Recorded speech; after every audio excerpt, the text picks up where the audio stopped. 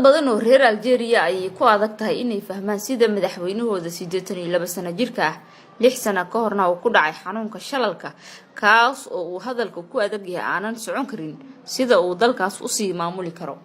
dadka ayaa aad u sii yaabay markii uu ku dhawaaqay in markii shanaad uu soo taagay xilka madaxweynenimada markii maalinta Isniinta ee shalay musharaxnimadu isku diiwaan galiyay doorashada isagu waa uu imaan waayay caafimaad darro awgeed kumanaan qof ayna taas ku kaliftay inay dariiqyada isugu soo baxaan kana banaan baxaan musharaxnimadiisa markii ugu dambeysay ee uu dalka la hadlay waxay ahayd 2014 xilligaas oo uu khudbad ka jeediyay telefishinka qaranka Algeria.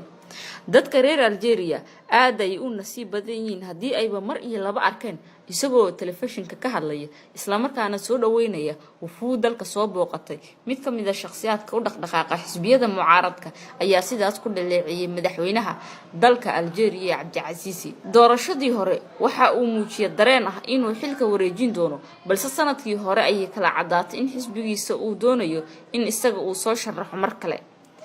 isaga si shakhsi ah uma galo ololaha doorashada waxa hawshaas u qabta xisbigiisa balse sidaas oo ay tahay ma jiro qof daacad oo la tartami kara. xisbiyada mucaaradka waa kuwa aad u kala qaybsan xisbiga talada hayana ma jiro qof muuqda oo ay soo saareen ilaa iyo hadda kaas oo xitaa la fili karo inuu bedelo madaxweynaha howlgabka ah.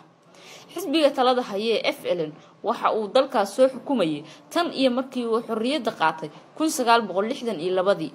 waxa inta badan awoodda inteeda badan gacanta ku haya saraakiisha sarsare ee xisbiga generaalada ciidanka iyo waliba ganacsatada waaweyn.